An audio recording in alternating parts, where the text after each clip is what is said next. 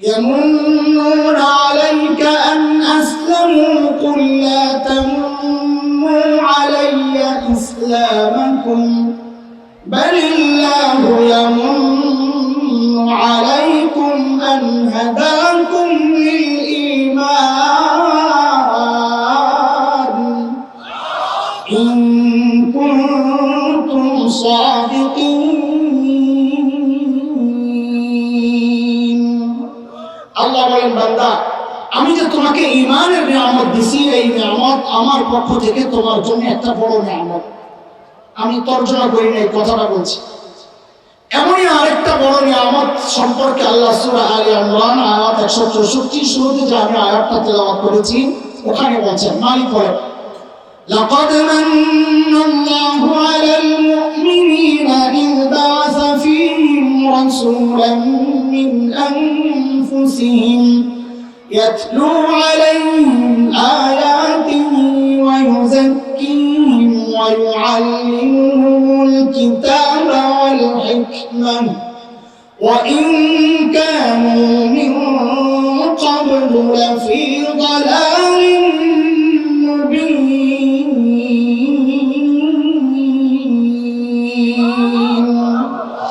এই আয়াতের মধ্যে আল্লাহ বলছেন, ও ঈমানদার আমি আমার শ্রেষ্ঠ রাসূলকে তোমাদের জন্য রাসূল পাঠায়া তোমাদের উপর আরেকটা বড় দেয়া হয়েছে। আলহামদুলিল্লাহ। কি বুঝলাম? শ্রেষ্ঠ রাসূলকে আমরা রাসূল হিসাবে পায়া এটা আল্লাহর পক্ষ থেকে একটা বড় নিয়ামতে ধন্য হয়েছি। আলহামদুলিল্লাহ। আমাদের নবীটা আল্লাহর পক্ষ থেকে আমাদের জন্য একটা বড় নিয়ামত। নবীকে চিনিনি আমরা, কথা বল, হ্যাঁ, এটি তো বড় মুসিবত। নবীকে না চেনার কারণে সময়ের অনেক ফিতনা মাথা চাড়া দেয়, আমরা চুপচাপ থাকি। নবীকে না চেনার কারণে সময়ের অনেক ফিতনার মোকাবেলা যখন উলামায়ে কেরাম করতে চান আমরা উলামায়ে কেরামের বিরুদ্ধে দাঁড়াই।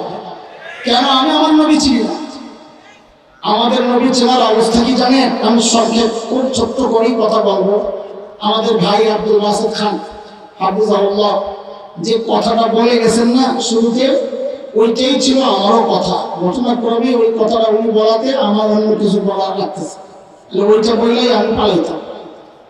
আমার তো আসরের পরে কথা বলার কথা ছিল, মানিকগঞ্জ যাব, এরপরে আবার ঢাকা আসতে হবে, তার ওটা আর বললাম না। আমি ছোট্ট করেই বলছি, আমাদেরকে যদি জিজ্ঞেস করা হয় নবী চেনা, তো চিহ্নওয়ালা বহুত আছে। বাংলাদেশে এমন মানুষও আছে যার চুল থেকে মাথা পর্যন্ত তাকাইলে বোঝার উপায় নেই মানুষটা মুসলমানের সন্তান না অন্য ধর্মের। ওরে যদি আপনি জিজ্ঞেস করেন সন্দেহ দূর করার জন্য, এই তোর নাম কি রে, তো যদি বাই চান্স বলে ফেললো রতন, কি নাম, তাই তো সন্দেহ আর বাড়বে, নাকি রতন খান না রতন কুমার দাস। এখন তো এই নাম মুসলমানও রাখে, হিন্দুও রাখে। সন্দেহ দূর করার জন্য আর একটু আগে জিজ্ঞেস করলেন, এই তুমি নবী চিনো? ও তো খেপা যাবে আপনার লাগে, কি বলবে, আমি আশিক রাসূল। কি হয় না, আপনি কি শুন করছে আর আশিক রাসূল? ওই বেটারা আশিক রাসূল। আর আমাদের এক বড় ভাই ছিলেন নুরুল্লাহ ভাই, তার এক কথা একটু শুন। আজকে এখন যেমন বাংলাদেশের ছেলেরা আন্তর্জাতিক হিফজুল কোরআন প্রতিযোগিতায় পুরস্কার ছিনায় আনে, আমরা যখন ছোট ছিলাম তখনও আনত। বাকি তখন ফেসবুক শরীফ আর হযরত ইউটিউব শরীফ না থাকার কারণে প্রচারণা পায়। এখন যেমন প্রচারণা পাচ্ছে, প্রচারণা হওয়া দরকার। আমরা দেখছি নাস্তিক পাড়ায় আগুন লাগে প্রচারণা, ভালো করে হোক। তখন একজন ফেভারিট প্রতিযোগী ছিলেন বাংলাদেশের হাফেজ নুরুল্লাহ ভাই, আমাদের অনেক সিনিয়র। আমরা মক্তব তাইসির নিজাম করি, নিচের জামাতে পরিবেশকার করে উপর জামাতে। তো ইসলামিক ফাউন্ডেশনে যখন বাছাই প্রতিযোগিতা হতো তো প্রায় নুরুল্লাহ ভাই ফার্স্ট হতো, কিন্তু ওনাকে পাঠানো হতো। কেন? ওনার একটু শারীরিক সমস্যা ছিল, উনি কাঁপতেন। তা আন্তর্জাতিক পরিমণ্ডলে কাঁপাকাঁপি চললে তো দেশের বদনাম, এই জন্য ওনাকে পাঠানো হতো না। দ্বিতীয় যে হতো বেশিরভাগ তাকেই পাঠানো। তো একবার নুরুল্লাহ ভাই বাছাই প্রতিযোগিতায় অংশগ্রহণ করতে গেছেন। খতিব ওবায়দুল হক রহমতুল্লাহি আলাইহি বিচারককে নিয়েছিলেন। তো খতিব ওবায়দুল হক রহমতুল্লাহি আলাইহি জিজ্ঞেস করতেছেন, নুরুল্লাহ আগের মতো কাঁপুনি, আমার হাত আর মুখের দিকে তাকানো লাগবে, জবাব বুঝতে হবে। তো নুরুল্লাহ ভাই নাকি জবাব দিচ্ছেন, হুজুর আগের মতো কাঁপি না। দেখছেন আপনারা, হুজুর আগের মতো। হাত কি করতেছে, মুখ কি বলতেছে? কথা বলে না। মুখ কি বলতেছে, হাত কি বলতেছে? এখনকার আশেকে রসুলদের অবস্থাও তাই। চুল বলে ও আশেকে ফাসে, আর মুখে বলে আশেকে ফাসে।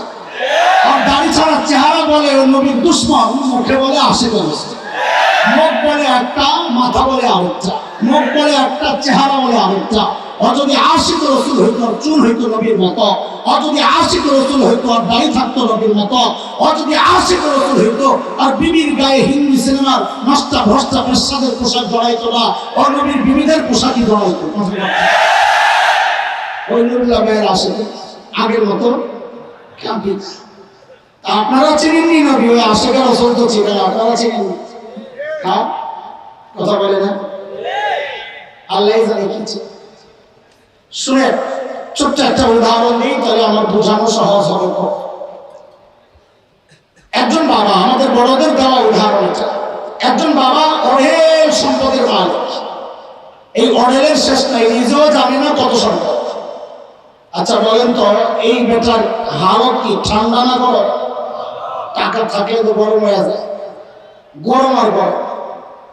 তার একটাই নেই, কয়টা? মেয়েদের প্রতি বাবা একটু দুর্বলতা দেখেন, আবার একটা হলে তো আরো বেশি। ঘটনাক্রমে মেয়েটা খুবই সুন্দর। এখন বাপের অবস্থা কি, মেয়ের অবস্থা কি? সুবহানাল্লাহ। আমি বাবার নাম দিয়েছি 440 লাখ। কি লাগবে? আমি সামনে জিজ্ঞেস করবো কোন বাবা, তো বলা লাগবে কোন বাবা। 440 বাবা। সবাই বলাবেন, বড়রা মুরব্বীরা না, বল কি? আমি জিজ্ঞেস করবো কোন বাবা, তো বলতে হবে কোন বাবা। ওই বাবার মেয়ে বিয়ের উপযুক্ত হয়েছে। এক লোক আসছে প্রস্তাব নিয়ে, তার এক ছেলে আছে। তো বাবা জিজ্ঞেস করতেছে, আপনি কে? ঢাকায় কাহিনী। তো ওই প্রস্তাবক যে ঘটক, সে বলতেছে আমি ছেলের খালু। ওরে বাপরে, ঢাকায় বাপ, আবার 440, গরম আর গরম। যে বলছে আমি ছেলের খালু, এমন চেঁচা আমার মায়া কোন জায়গায় চিনি হিমিয়া। আর কি হয়েছে, আপনি আছেন গা? তো কে চাইব পুরার বাপ রে বাঠা, তো কইলে তো হয়েছে দেন গেলা। খালু দৌড়ে গেছে ভাই। ছেলের বাপরে বলে, বাপরে বাপ, বেটা 440 ভাই, যে অবস্থা তোমার বলার প্রস্তাব বলে তুমি যাও। আসছে বেটা, ছেলের বাপ প্রস্তাব দেওয়ার পর পছন্দ হয়েছে, কিন্তু নাম জিজ্ঞেস করছে, বাপের নাম, দাদার নাম, সব আত্মীয় স্বজন, মায়ের নাম, ছেলের কালার, হাইট সব জিজ্ঞেস করছে, বন্ধু বান্ধব কারা সব জিজ্ঞেস করে ছেলে পছন্দ হয়েছে। বিয়ে ঠিক। এবার একটু বলেন, এই মেয়েকে বাবা সাজায় দেওয়ার সময় শাড়ি দিবে কম দামিটা না দামিটা?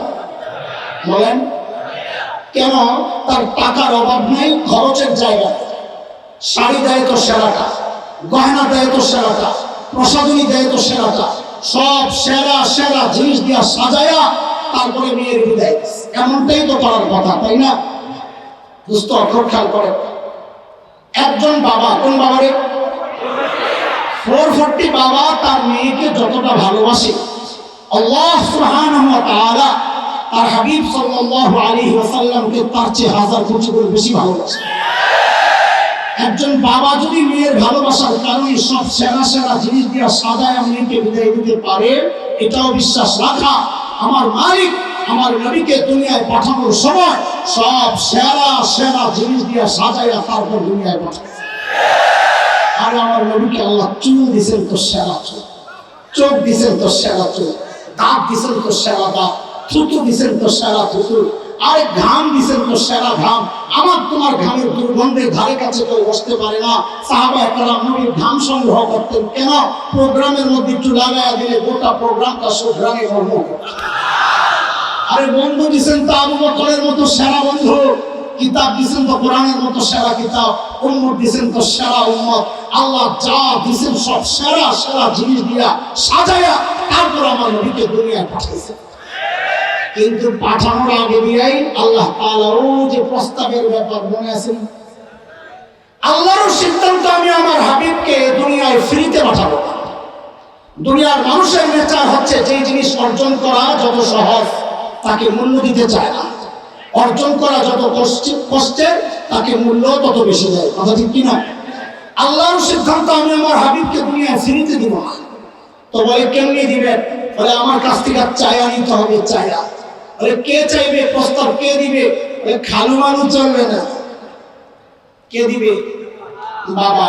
বাবাকে মাশাআল্লাহ খাতমে নবুয়ত সম্মেলন, মহাসম্মেলন, নবী আলাইহিস সালাতু ওয়াস সালামের খাতমে নবুয়ত বিষয়ক আলোচনা, এটাই আজকে হওয়া দরকার, উচিত হচ্ছে মোটামুটি তাই।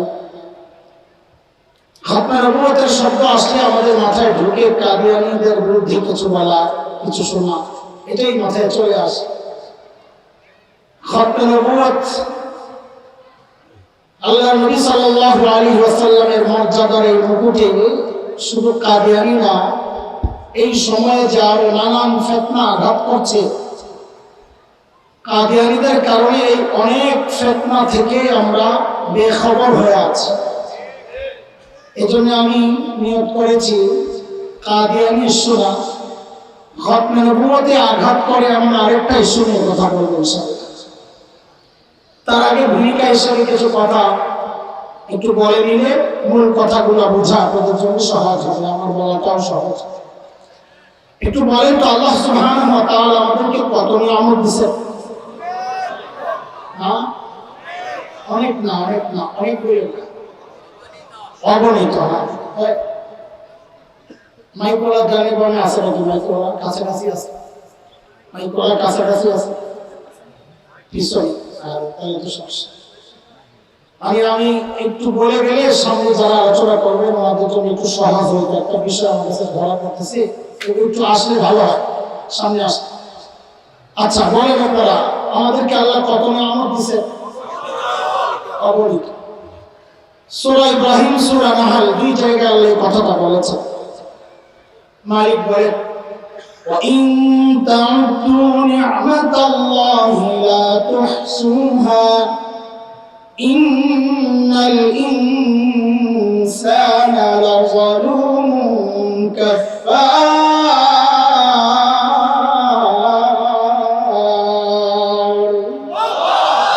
আল্লাহ বলেন বান্দা এত এত নিয়ামত দিছি যে গুণে শেষ করতে পারবে না। আচ্ছা বলেন তো এই নিয়ামতগুলো সব একরকম না বড় ছোট আছে? বলেন।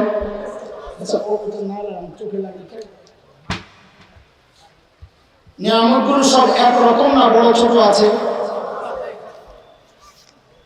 যেমন ধরেন আপনাকে কেউ বললো তোমার কল্লাটা দাও অথবা হাতটা দাও, তো কোনটা দেবো? বলেন। বোঝা গেল কল্লার হাতের মর্যাদা। এই নিয়ামতগুলোর মধ্যে আল্লাহ দেওয়া সবচাইতে বড় নিয়ামত কোনটা? মুফাসসিরিনে কেরাম এর জন্য কিছু মূল নীতি নির্ধারণ করেছেন বড় নিয়ামত বের করা। এর মধ্যে একটা মূল নীতি এমন, যে সমস্ত নিয়ামত বর্ণনার ক্ষেত্রে আল্লাহ শব্দ মান্না ব্যবহার করেছে। মান্নার যদি সহজ তর্জমা করি তো খোঁটা দেওয়া। আল্লাহর শানে খোঁটা দেওয়া এটা বেমানান শব্দ। মুফাসসিররা অর্থ করেন আল্লাহ অনুগ্রহ প্রকাশ করেছেন। তো খোঁটা সাধারণত মানুষ ছোট অনুগ্রহের উপর দেয় না, বড়টার উপর দেয়। যেমন আপনি কাউকে 100 টাকা দিয়েছেন, একই ব্যক্তিকে 1 লক্ষ টাকা দিয়েছেন, খোঁটা দিয়ে কি বলবেন? ধরুন একদিন 100 টাকা দিয়েছেন, কোনটা বলবেন? তো খোঁটা মানুষ কোনটা দেয়? বুঝা গেল আল্লাহ তাআলা যে সমস্ত নিয়ামতের ক্ষেত্রে শব্দ মান্না ব্যবহার করেছেন, বান্দার জন্য আল্লাহর পক্ষ থেকে ওই নিয়ামতগুলো হচ্ছে বড় নিয়ামত। মিল্লাতা আবিকুম ইব্রাহিম হুয়া সাম্মাকুমুল মুসলিমিন।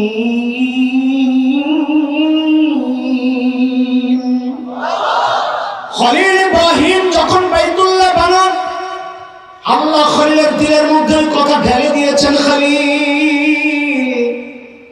এমন দামি একটা কাজ আপনি করেছেন খলিল, আমি আপনাকে পুরস্কার দিতে চাই। কি নেবেন বলেন?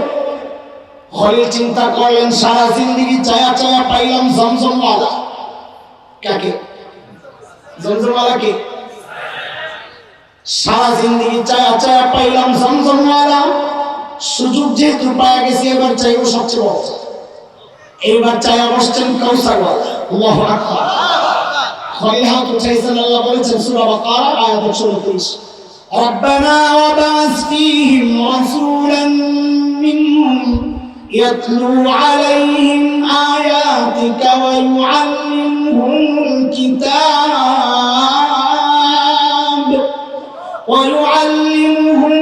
কিতাব ওয়াল হিকমাতা ওয়া ইউযাক্কিহিম ইন্নাকা আনতাল আজিজুল হাকীম।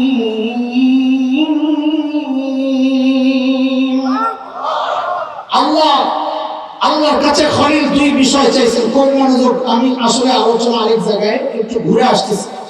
খলিল আল্লাহর কাছে চাইছেন দুই জিনিস। বলেন কয়টা? একজন চাইছেন শ্রেষ্ঠ শিক্ষক, যে বাইতুল্লাহ আবাদ করার জন্য একজন শ্রেষ্ঠ শিক্ষক দরকার। কি চাইছেন? কি চাইছেন? দুই নম্বর চাইছেন একটা স্পেশাল সিলেবাস দিছেন, যে সিলেবাসটা দেখেন পছন্দ হলে আপনি মঞ্জুর করাইয়া দিয়ে। কয় জিনিস চাইছেন? কোন মনোযোগ, বলেন কয় জিনিস? একটা শিক্ষক, আরেকটা বলেন, একটা আরেকটা সিলেবাসটা আল্লাহ ঠিক মঞ্জুর করেছেন। একটু আপিস করে আমি অধিকার যাচ্ছি না, ভিন্ন আলোচনা। তাইলে খলিলের চাওয়া হচ্ছে দুই জিনিস। এক হচ্ছে শ্রেষ্ঠ শিক্ষক, আল্লাহ দোয়া কবুল করে আখিরি পয়গম্বর মুহাম্মদ রাসূলুল্লাহ সাল্লাল্লাহু আলাইহি ওয়াসাল্লামকে পাঠায়া দিয়েছেন। নবী এসে ঘোষণা দিয়েছেন, ইন্নামা বুইসতু মুআল্লিমা।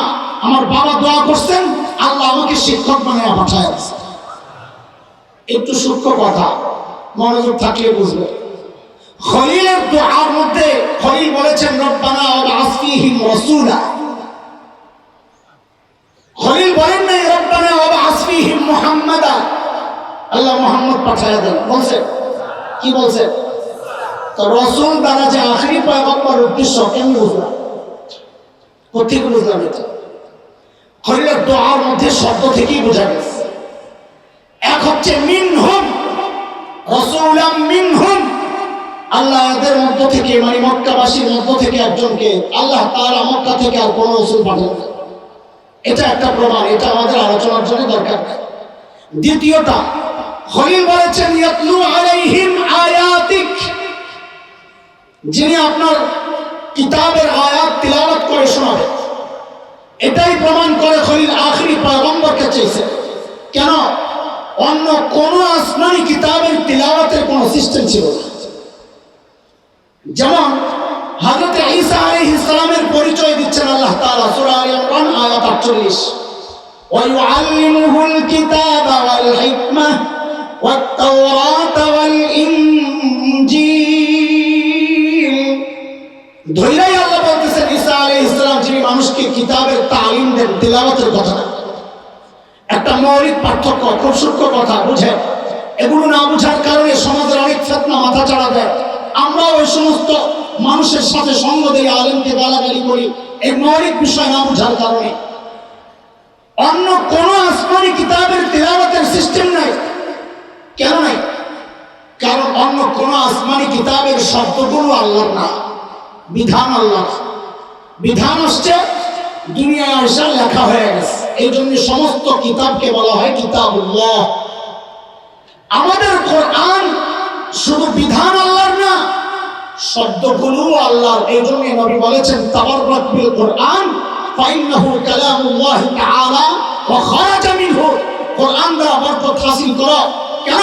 কারণ কোরআন আল্লাহর ভেতর থেকে বের হওয়া শব্দ, এটা আল্লাহর কালাম। এই জন্য কোরআনকে কালামুল্লাহ বলা হয়, কিতাবুল্লাহ বলা হয়, যেহেতু লৌহে মাহফুজে লিখিত হয়েছে। পার্থক্য, অন্য আসমানি কিতাবের শব্দগুলো আল্লাহর না, যার কারণে অন্য আসমানি কিতাব অর্থ না বুঝে পড়লে সওয়াব হয় না, কারণ ওদের উদ্দেশ্যই অর্থ। কোরআনের অর্থ না বুঝে পড়লেও সওয়াব হয়। কেন? কোরআনের উদ্দেশ্য শুধু বিধান না, কোরআনের উদ্দেশ্য তিলাওয়াত। এই জন্য তিলাওয়াত কেন? যেহেতু আল্লাহর বলা শব্দগুলো, এই জন্য নবী বলেছেন শব্দ পড়বা একটা, আল্লাহ নেকি দিবেন 10টা। এই মৌলিক পার্থক্য না বুঝার কারণে কিছু কিছু ফিতনা মাঝে মধ্যে মাথা চাড়া দেয় যে অর্থ না বুঝে পড়লে সওয়াব হয় না। ওই বিষয় নিয়ে আমি আলোচনা করছি না, ফাঁকে আসছে কথা বলে। দোস্ত, খলিলের দুআর মাধ্যমে আল্লাহর কাছ থেকে আমরা দুইটা গর্বের পরিচয় পেয়েছি। এক গর্বের পরিচয় হচ্ছে আমাদের শিক্ষক মুহাম্মদুর রাসূলুল্লাহ সাল্লাল্লাহু আলাইহি ওয়াসাল্লাম। বলে আমাদের শিক্ষক কি? মুখস্থ করেন, আমি মুখস্থ করে যাচ্ছি। আমাদের গর্বের পরিচয় এটা। আমাদের শিক্ষক কে? আমাদের সিলেবাস প্রণয়ন করেছেন কে? আল্লাহ মঞ্জুরি দিয়েছেন খলিল ইব্রাহিম। বলেন আমাদের সিলেবাস প্রণয়ন করেছেন কে? বলেন সবাই। এটা আমাদের দুইটা গর্বের পরিচয়। আমাদের আরেকটা গর্বের পরিচয় হচ্ছে আমার বাবা মাকে আল্লাহ বানায় না, আল্লাহ আমার বাবাকে হুকুম করেছেন সূরা বাকারা 35, অকুল্লা ইয়া আদম উসকুন আনতা ওয়া যাওজুকাল জান্নাহ। হ্যাঁ, বউলিয়া জান্নাতে যায় থাকেন, যা মনে চায় খান। আমার বাবাকে আল্লাহ জান্নাতের বরাদ্দ বুঝাইয়া দিয়েছেন। এইবার বলেন আমাদের আরেকটা গর্বের পরিচয়, সেটা হচ্ছে আমাদের আসল বাড়ি। আমি যা বলি সাথে সাথে বলবেন জি টি, বলেন না ঠিক বলেন না। আমরা জঙ্গল থেকে আসি নাই, বলেন আমার কাছে ঠিক বলবেন না। আমি যা বলি তাই বলেন আমাদের আসল বাড়ি। আমরা জঙ্গল থেকে আসি নাই, আমরা চিড়িয়াখানার খাঁচা ভেঙে পালাই নাই। বলেন এক নম্বর আমাদের গর্বের পরিচয় এটা, আমাদের গর্বের পরিচয়। বলেন আমাদের গর্বের পরিচয় আমাদের আসল বাড়ি। আমরা জঙ্গল থেকে আসি নাই, আমরা চিড়িয়াখানার খাঁচা ভেঙে পালাই নাই। আমাদের 2 নম্বর গর্বের পরিচয় আমাদের বাবা। বলেন বলতে ডর লাগে কে বলবো তো জোরে কম। কিন্তু ওরা তো আদম কেটে দিছে, ওরা তো আদম কেটে দিছে। কোন জায়গা থেকে? আদমশুমারি। সাবাস। আগে ছিল আদমশুমারি, আদম কেটে এখন বানাইছে জনশুমারি। আদম গেল কোন? ওরা কাটতে হবে, হাতে কলম আছে, কেটে দিছে। আমাদের হাতে শব্দ আছে, আমরা আরো বাড়াইয়া দেব। ওরা আদম কাটছে তো, এখন আমরা শব্দ আরো বাড়াইয়া দেব। আপনাকে যদি কেউ তাচ্ছিল্যের সাথে বলে আয় ফকির মিরপুর, অথচ আপনি একজন এমপি সাহেবের ছেলে, বাবার নাম আব্দুল্লাহ, বাবা এমপি, তখন আপনি কি বলবেন? হয় ওটা আমি ফকির মিরপুর, তোর কে বলছেন ওটা আমাদের চিনো? আমি এমপি আব্দুল্লাহর ছেলে। কি বলবেন? আমাদেরকে যেহেতু অন্য কিছু বানানোর চেষ্টা হচ্ছে, এখন খালি আমরা বলবো না আমরা আদমের সন্তান, এখন যেটা শব্দটা বাড়াইয়া বলবো আমরা নবী আদমের সন্তান। আরে ঠিক ঠিক না? আমি যা বলি তা বলেন। বলেন আমরা। এরপর কাটবে শব্দ আরেকটা বাড়াইয়া দেবো, সফিউল্লাহ লাগাইয়া দেবো। কি লাগাইয়া দেবো? এখন আপাতত এই পর্যন্ত থাক। বলেন আমাদের বাবা নবী আদম। বলেন আমাদের বাবা। সাথে ওই না লাগাইতে হবে, আমরা শিবপাঞ্জি আর বানরের সন্তান না। খালি বলি ঠিক ঠিক বলতে বলতে এত বদভ্যাস হয়েছে। আমি যা বলি তা বলেন ঠিক বাদ আজকে। বলেন আমরা শিবপাঞ্জি আর বানরের সন্তান না। আমাদের দুইটা গর্বের পরিচয় গেল। 3 নম্বর গর্বের পরিচয় আমাদের সিলেবাস প্রণয়নকারী খলিল ইব্রাহিম। বলেন কে? সাথে এটাও যুক্ত করেন কোন মুসওয়ালা সুর বিজ্ঞানী না। ঠিক বলেন কোন মুসওয়ালা সুর বিজ্ঞানী না। আমাদের সিলেবাস প্রণয়নকারী কে? কোন মুসওয়ালা সুর বিজ্ঞানী না। কয়টা গেল? আমাদের 4 নম্বর গর্বের পরিচয় আমাদের শিক্ষক মুহাম্মদুর রাসূলুল্লাহ সাল্লাল্লাহু আলাইহি ওয়াসাল্লাম। হ্যাঁ, কোন টেকো মাথার নাস্তিক না। আরে ঠিক না? বলেন কোন টেকো মাথার। ওই পরিচয়গুলো আবার বলেন। আমাদের আসল বাড়ি। আমরা জঙ্গল থেকে আসি নাই, আমরা চিড়িয়াখানার খাঁচা ভেঙে পালাইনি। আমাদের বাবা নবী আদম, আমরা শিবপাঞ্জি আর বানরের সন্তান না।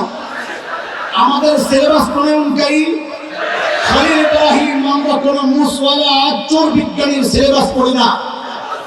আমাদের শিক্ষক মুহাম্মদুর রাসূলুল্লাহ সাল্লাল্লাহু আলাইহি ওয়াসাল্লাম কোন টেকো মাথার নাস্তিক না। দোস্ত শুনে এবার চুপচাপ শুনে। এই যে আমাদের বললেন যে এই আমাদের কাজ, এই আমাদের হচ্ছে আপনারা সাধারণরা যাদেরকে তুচ্ছ তাচ্ছিল্যের নজরে দেখেন, সেকেলে আর গাইয়া মনে করেন, ব্যাকডেটেড মনে করেন, সমাজের বোঝা মনে করেন, এই আমাদের মানে হচ্ছে মোল্লা মৌলবীরা। আমরাই বলতে পারি গর্বের সাথে আমাদের শিক্ষক মুহাম্মদুর রাসূলুল্লাহ। আমরাই বলতে পারি গর্বের সাথে আমাদের সিলেবাস প্রণয়নকারী খলিল ইব্রাহিম। আপনারা পারেন না। কেন পারেন না? আপনাদেরকে কষ্ট দেওয়ার জন্য বলছি না, আফসোসের আগুন লাগাইতে বলছি। কারণ আপনাদের সিলেবাস এমন ভাবে সাজানো হয়েছে, ওই সিলেবাস পড়ে কোরআনও নাই, সুন্নাহও নাই। আপনি বলতে পারেন না আমি খলিলের সিলেবাস পড়ি। আমাদের শিক্ষক মুহাম্মদুর রাসূলুল্লাহ। আপনাকে গর্বের লিঙ্ক থেকে বিচ্ছিন্ন করা হয়েছে। এখন বাবার পরিচয় ভুলানোর চেষ্টা হচ্ছে। মুসলমান, আমার সন্তান কিন্তু এই সিলেবাস পড়বে না। আমার সন্তান ক্বালা রাসূলুল্লাহ পড়ে। আমার সন্তান যালিকাল কিতাব লা রাইবা ফীহি পড়ে। এই সিলেবাস পড়ছে আপনাদের সন্তান। কাজে আওয়াজটা আপনাদের উঠানো দরকার। কৃষক, শ্রমিক, জনতা, ছাত্র, শিক্ষক, পেশাজীবী, ব্যবসায়ী সব এক সুরে এক আওয়াজ উঠাইতে হবে। বাংলাদেশে নাস্তিকতার চর্চা করতে দেওয়া হবে না।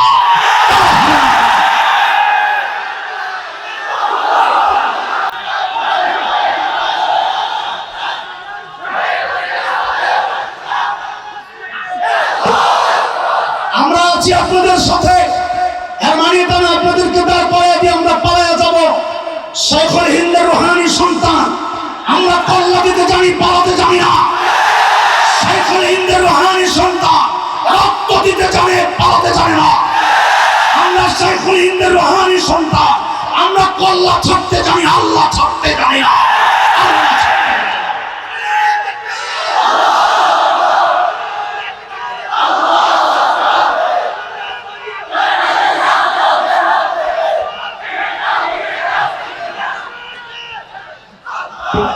মুহতারাম হাজির, বলছিলাম আমার নবীকে আল্লাহ যা দিয়েছেন তো সব বলেন, সব। বাবা প্রস্তাব দিয়েছেন, আল্লাহ প্রস্তাব মঞ্জুর করে বলেন হাবিব আপনার বাবা চাইছেন আপনি জান দুনিয়ায়। খুব খেয়াল করে, খুব খেয়াল করে। জান দুনিয়ায় একটু দাঁড়া, একটু অপেক্ষা। কেন অপেক্ষা? কেন বলে মাহফিলটা একটু এলোমেলো হয়ে গেছে। আপনারা মাহফিলের সিস্টেম জানেন, প্রধান বক্তা আসতে যদি একটু দেরি হয়, আপনাকে এই জায়গার মতো তার না, সবাই বলে দিচ্ছে সময় পায় না। অনেক জায়গায় তো এমন হয়, যেমন আমাদের পরবর্তী মাহফিলগুলো আজকে সবাই এমনই হবে, আসতে দেরি হইতেছে। তখন ওই আগের বক্তা বয়ান করতে করতে বেচার অবস্থা কাহিনী। পাবলিকও বুঝে, এখন তো ওই ফেসবুক শরীফের কল্যাণে পাবলিক বুঝে কথার লাইনে নেয়। তখন পাবলিকের মধ্যে তিনটা গ্রুপ হয়।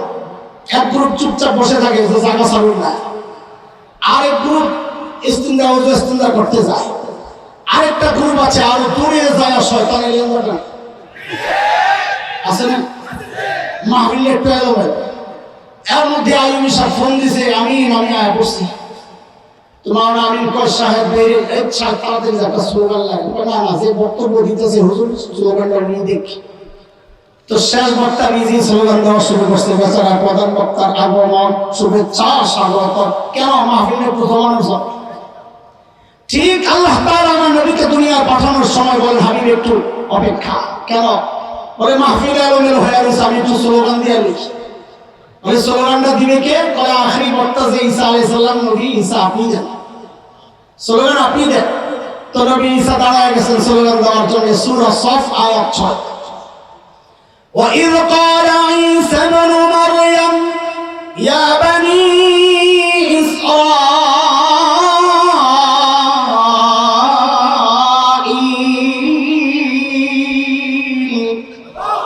إِنِّي رَسُولُ اللَّهِ إِلَيْكُمْ مُصَدِّقًا لِمَا بَيْنَ يَدَيَّ مِنَ التَّوْرَاةِ ومبشرا برسول يأتي من بعد اسمه أحمد। হযরত ঈসার ঘোষণার মূল কথা দুইটা, আমি একটা নিয়ে কথা বলবো ইনশাআল্লাহ। সেটা হচ্ছে হযরত ঈসা বলেন, ও বনি ইসরাইল, খুব খেয়াল করেন, এই কথা মুখস্থ করেন, বহু ফিতনার গোড়া এই কথা। ও বনি ইসরাইল, আল্লাহ আমাকে তোমাদের রাসূল বানায়া পাঠাইছেন। বলেন তো সবাই, ও বনি ইসরাইল, আল্লাহ আমাকে তোমাদের রাসূল বানায়া পাঠাইছেন। বলেন সবাই, ও বনি ইসরাইল, আল্লাহ আমাকে তোমাদের রাসূল বানায়া, মনে থাকবে তো ইনশাআল্লাহ। পরে জিজ্ঞেস করবো, ওই যে ফরমটি বাবার মতো আবার জিজ্ঞেস করবো, ভালো লাগবে ইনশাআল্লাহ। শুনেন, খেয়াল করে, সব সেরা সেরা জিনিস দিয়েই তো পাঠাইছেন, কিন্তু এক জায়গায় সমস্যা। ওই কোন জায়গায়? বলে আচ্ছা হুজুর, ওই বাবা, কোন বাবা রে? ওই বাবা কি তার মেয়েকে এমন ছেলের কাছে বিয়ে দিবে যার বাড়ি ঘর নেই? বলেন, দিবে? অথচ দেখা যাচ্ছে আল্লাহ তাআলা নবীকে তো এমন জায়গায় পাঠাইছে জাজিরাতুল আরবে, যার ভৌগোলিক অবস্থা খলিল ইব্রাহিমের জবান সূরা ইব্রাহিম আসছে। সভাপতি জি হযরত তাফাদ্দাল।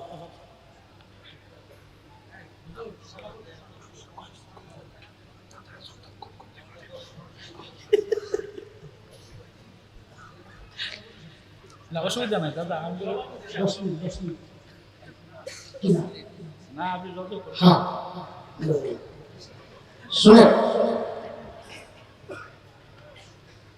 খলিল ইব্রাহিমের জবানে ওই জায়গার অবস্থা, ভৌগোলিক অবস্থান না, অবস্থান আরেকটা আসতেছে, অবস্থা ওয়াদিন গায়রি জি যারা, বৃক্ষলতাহীন জলশূন্য বালুকাময় যায়, খাবার নাই, পানি নাই, গাছগাছালি নাই, ফল নাই, ফসল নাই, মরুভূমি, পাথরের পাহাড়, এমন অনুর্বর জায়গায় আল্লাহ তাআলা আমার হাবিবকে কেন পাঠালেন?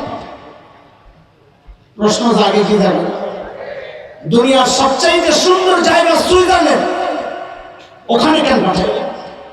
দুনিয়ার সবচাইতে সুন্দর জায়গা, ভূস্বর্গ বলা হয় যাকে, কাশ্মীর, দুনিয়ার জান্নাত, কাশ্মীরে কেন পাঠাইলেন? বলেন, পাঠাইছেন কোথায়? সবাই বলেন, পাঠাইছেন কোথায়? না না, জাজিরাতুল আরব। বলেন, জাজিরাতুল আরব চিনেন? সৌদি আরব, আরব আমিরাত, কুয়েত, কাতার, ওই যে দেশগুলো মিলে যে এই ভূখণ্ডটা, ওটাকে বলে জাজিরাতুল আরব। তো আল্লাহ আমার নবীকে কই পাঠাইছেন? কিছু সময় তো বলবেন এটাই, আমি জিজ্ঞেস করবো, এটাই বলবেন জাজিরাতুল আরবে পাঠাইছেন। ওখানে পরবর্তীতে আমি আরেক শব্দ বসাবো, পরে এটা বলবেন। এখন বলেন জাজিরাতুল আরব, বলেন কোথায় পাঠাইছেন?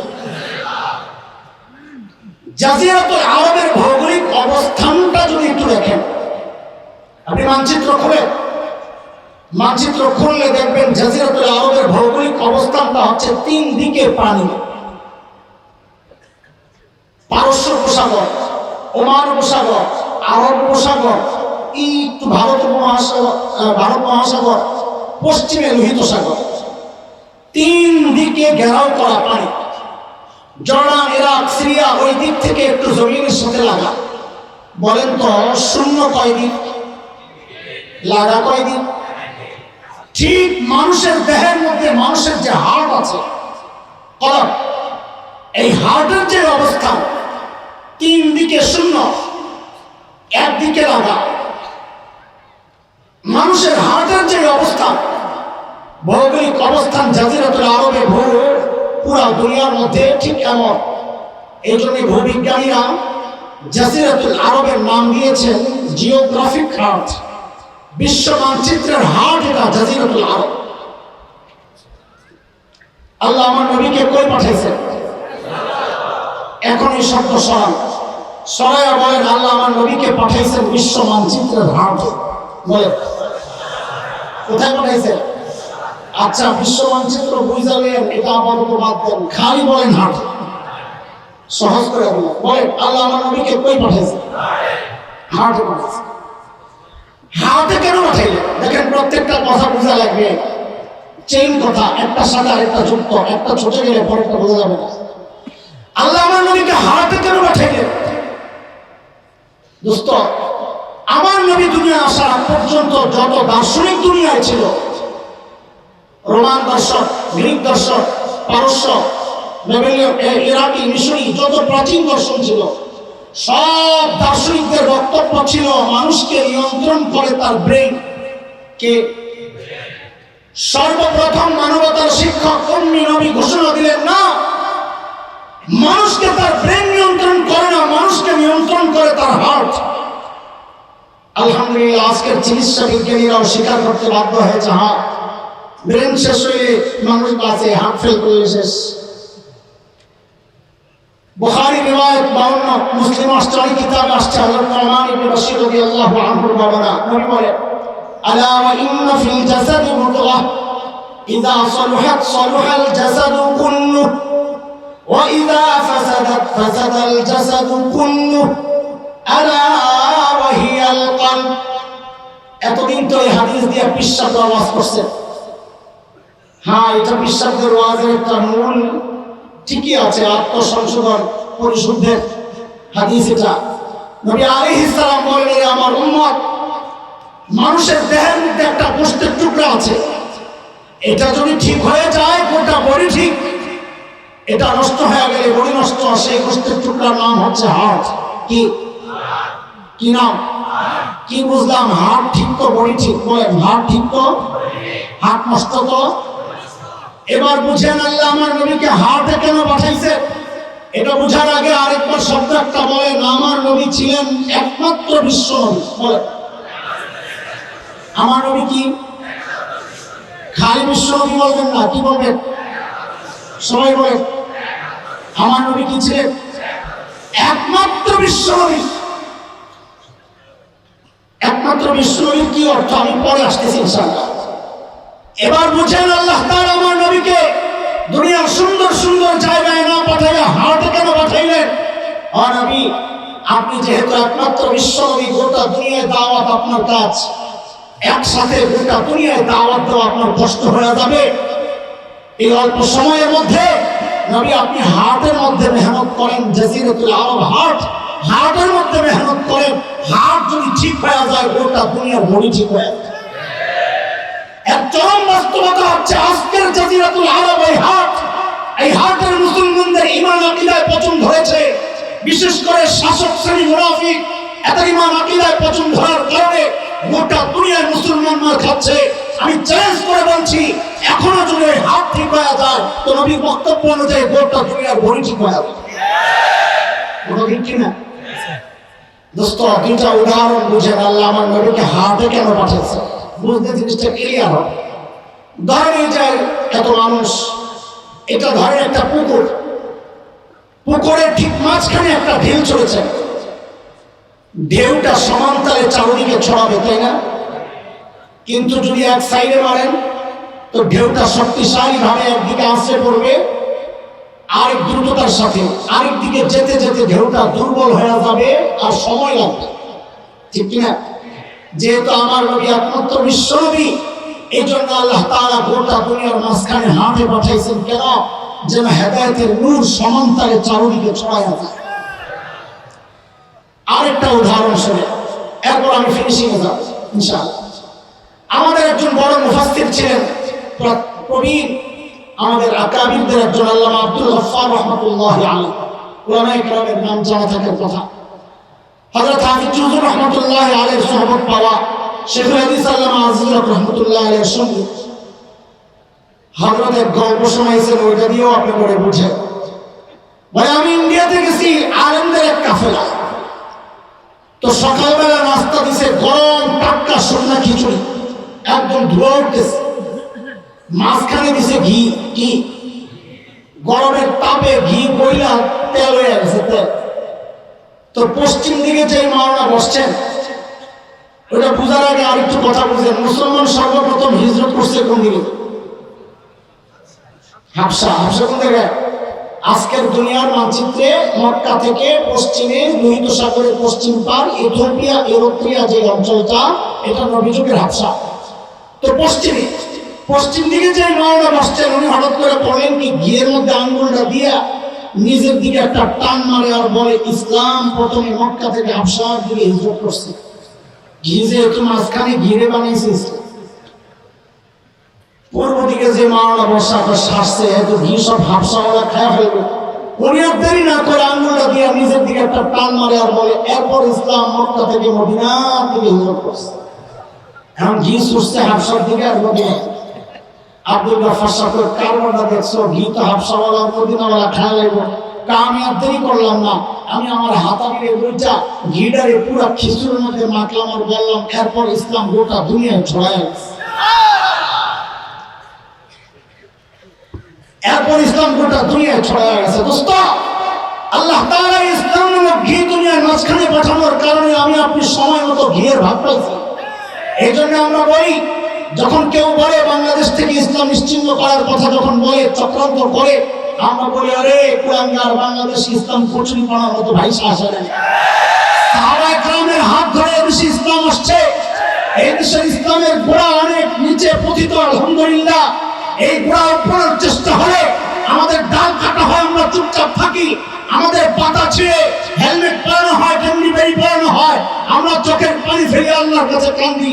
কিন্তু যদি গোড়ায় আঘাত করা হয়, ওর প্রাণের চেষ্টা করা হয়, কসম আল্লাহ, তখন চুপ থাকা হবে না, এক চোখে প্রতিরোধ হবে, প্রতিরোধ হবে।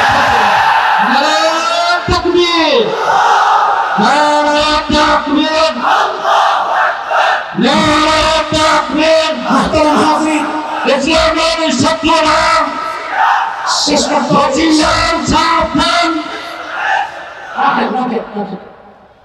এই যে এতক্ষণ বুঝাইলাম, বলে আমার নবী কি?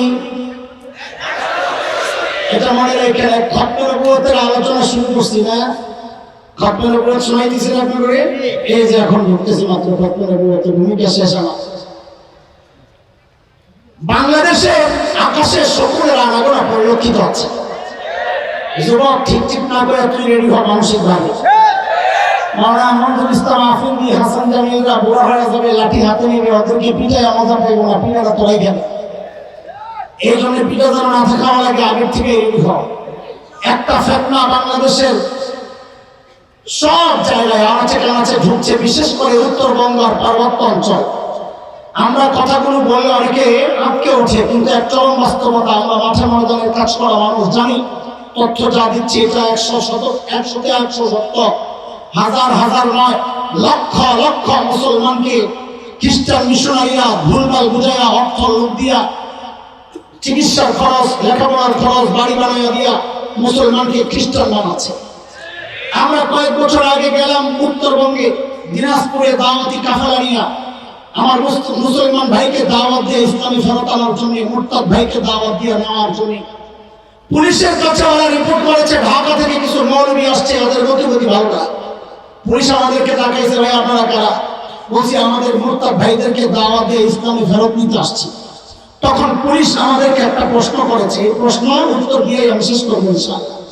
পুলিশের প্রশ্ন হচ্ছে, আচ্ছা হুজুর বলেন তো, আমরা মুসলমান, ইসলামের দাওয়াত আমেরিকায় চলে, ইউরোপ চলে, অস্ট্রেলিয়া, আফ্রিকা, গোটা দুনিয়ায় চলে। খ্রিস্টানরা বাংলাদেশে ওদের ধর্মের প্রচার করলে সমস্যা না, যার যার ধর্মের প্রচার সে করবে। কথাটা কত সুন্দর না? সাপের মাথা আরো সুন্দর, কিন্তু সব সুন্দর সুন্দর না, কিছু সুন্দরের ভিতরে বিষও থাকে। কথা ঠিক কিনা? আপনাদের মধ্যে কেউ কেউ চিন্তা করতেছে কথা তো ঠিকই আছে, এই কথা ঠিক আছে সেই বলবে যে তার নবী চিনে না। কেন অন্য ধর্মের কেউ বাংলাদেশে, কেন দুনিয়ার কোথাও ইসলামের প্রচার করতে, তাদের ধর্মের প্রচার করতে পারবে না? কেন? শুনে, ওই যে বলেছি আমার নবী বিশ্বনবী না, একমাত্র বিশ্বনবী, আর মানি বুঝে।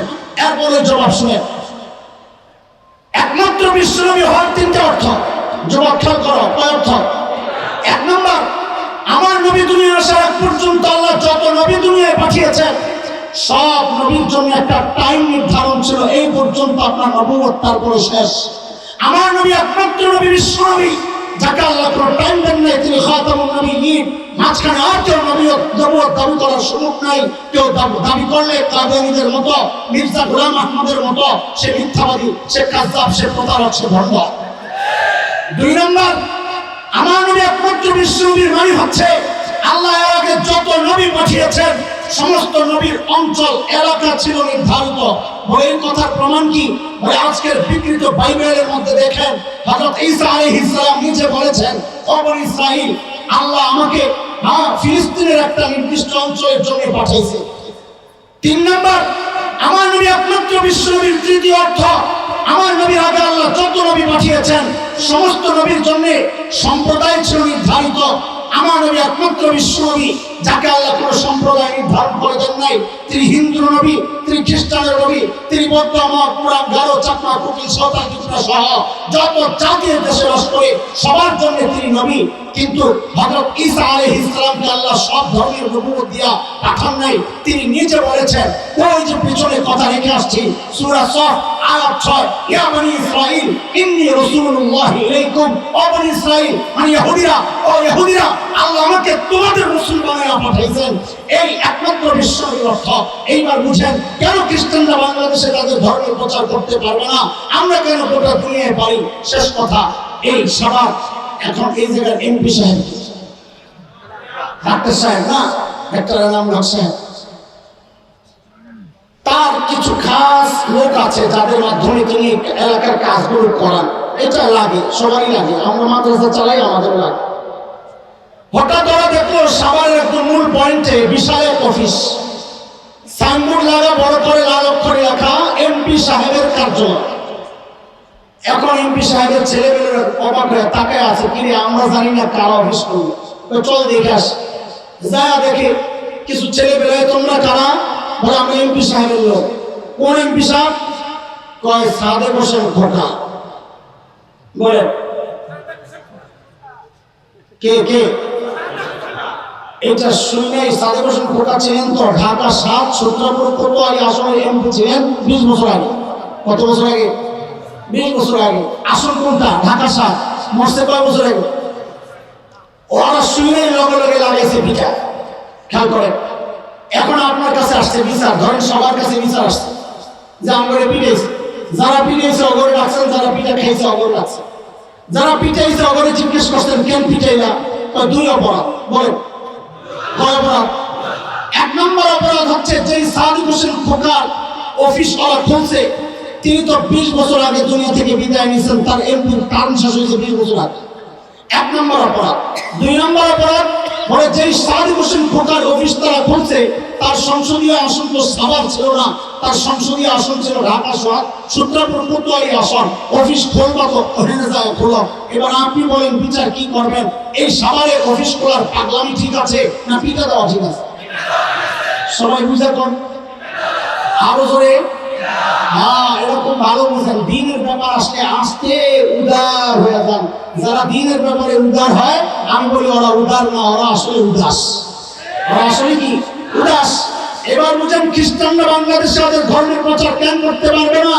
এটা আমার খতমের নবীর খতমের নবুয়তের প্রশ্নমুক্ত। এক কথায় শেষ করছি, কেন পারবে না? বলে তারা অপরাধ ২টা করে নেই, ২ অপরাধের কারণে পিটাইলেন, কইলেন পিটা ঠিক আছে। খ্রিস্টানরা অপরাধ করছে ৩টা অপরাধ। ১ নম্বর অপরাধ, যে নবী ঈসার ধর্মের প্রচারণা করতে চাচ্ছে, ওই নবী ঈসার নবুয়তের টান শেষ হয়েছে ২০ বছর আগে না, ১৫০০ বছর আগে। ২০ বছর আগের টান শেষ হওয়া এমপির ছেলে পেলে ওরা যদি এমপির অফিস খোলার কারণে ২০টা পিঠা খাওয়া থাকে, ১৫০০ বছর আগের ধর্মের ডেট শেষ হয়ে যাওয়া ওই ধর্মের প্রচার যারা করে তাদেরকে কমপক্ষে ১৫০০ পিঠা দেওয়া দরকার ছিল। আমরা পিঠা দিতে পারি না, আমরা ওদের কাজ থামাইতে বলতেছি। ২ নম্বর অপরাধ, যেই নবী ঈসার ধর্মের প্রচারণা করতে চাচ্ছে, ওই নবীকে আল্লাহ বাংলাদেশের নবুয়ত দিয়ে পাঠান নাই। তিনি নিজে বলেছেন, আল্লাহ আমাকে ফিলিস্তিনের নির্দিষ্ট অঞ্চল মানে ধরে নিলাম ইসরায়েল, ওই অঞ্চলের নবুয়ত দিয়ে পাঠাইছেন। অফিস খুলবি বাংলাদেশে কেন, যাইয়া ইসরায়েলে খোল। কথা কন ঠিক কিনা? ৩ নম্বর অপরাধ হচ্ছে যেই নবী ঈসার ধর্মের প্রচারণা বাংলাদেশে করছে, ওই নবী ঈসাকে আল্লাহ মুসলমানদের নবুয়ত দিয়া পাঠান নাই। তিনি নিজে বলেছেন, ইয়া বনি ইসরাঈল ইন্নী রাসূলুল্লাহি ইলাইকুম, আল্লাহ আমাকে তোমাদের রাসূল বানায়া পাঠাইছেন। কাজে খ্রিস্টান ধর্মের প্রচার যদি করতে হয়, ইসরায়েলে যায়া ইহুদিদের কাছে করো, বাংলাদেশে আসতে। মুসলমানরা কেন গোটা দুনিয়া ইসলামের প্রচার করতে পারে? বলে কেন পারবে না? আমার নবী একমাত্র বিশ্ব নবী, তিনি কিয়ামত পর্যন্ত নবী। ইসলামের দাওয়াত কিয়ামত পর্যন্ত চলবে, আর কোন ধর্মের দাওয়াত চলতে পারে না। এটাই খতমে নবুয়তের দাবি। আমার নবী একমাত্র বিশ্ব নবী, ইসলামের দাওয়াত আমেরিকায় চলবে, ইউরোপ চলবে, অস্ট্রেলিয়া, আফ্রিকা চলবে। কেন? তিনি একমাত্র বিশ্ব নবী, গোটা দুনিয়ার নবী। ইসলামের দাওয়াত হিন্দুর কাছে চলবে, খ্রিস্টান ইহুদির কাছে চলবে, বৌদ্ধ মঠ, পুরাণ, গারো, চাকমার কাছে চলবে। কেন? আমার নবী একমাত্র বিশ্ব নবী, তাকে আল্লাহ সব ধর্মের নবুয়ত দিয়ে পাঠিয়েছেন। অন্য কোন ধর্মের প্রচার বাংলাদেশে কেন দুনিয়ার কোথাও চলতে পারে না, কোথাও চলতে পারে না। কথা শেষ হয় নাই, শেষ কথা, আখির কথা, ওদের পূর্বপুরুষদের একটা নোংরা ইতিহাস আছে। সেই ইতিহাস হচ্ছে ওরা দখলবাজ। ওদের পূর্বপুরুষরা এই উপমহাদেশে যখন ঢুকেছে তখন আমাদের গলায় গোলামীর জিনজির পড়িয়েছিল, মনে আছে কথা? ওদের পূর্বপুরুষের ইতিহাস তো আমরা ভুলি নাই, কিন্তু আমাদের পূর্বপুরুষের ইতিহাস কিন্তু ওরা ভুলে গেছে। কথা কর, কথা কর, কথা কর। আমাদের পূর্বপুরুষের ইতিহাস হচ্ছে ওলামায়ে দেওবন্দের রক্ত যখন এই উপমহাদেশের জমিন স্পর্শ করেছিল, ব্রিটিশ লাল কুত্তারা পালাতে বাধ্য হয়েছিল। আমাদের ইতিহাস হচ্ছে ওলামায়ে দেওবন্দের রক্ত যখন আফগানিস্তানের জমিন স্পর্শ করেছে, রাশিয়ার শেখ লোকেরা পালাতে বাধ্য হয়েছে। ওলামায়ে দেওবন্দের রক্ত সাম্প্রতিককালে আবার যখন আফগানের জমিন স্পর্শ করেছে, আমেরিকার লাল কুত্তারা এক কুটায়া পালাতে বাধ্য হয়েছে। কুলাঙ্গার রাসূলরা তাদের সন্তান হিসেবে এটাই আমাদের আখেরি পেগাম। রক্তে কেরাই মানচিত্র যদি আক্রান্ত হয়, 4 ইঞ্চি মাটিকে সোনার চাইতে খাঁটি মনে করি। রক্তে কেরাই লাল সবুজের পতাকা যদি আক্রান্ত হয়, আমার দ্বীন আর শরীয়ত যদি আক্রান্ত হয়, কসম আল্লাহ, তোদের পূর্বপুরুষরা তো পালাতে পেরেছিল, তোদের একটা তো পালাতে দেওয়া হবে না।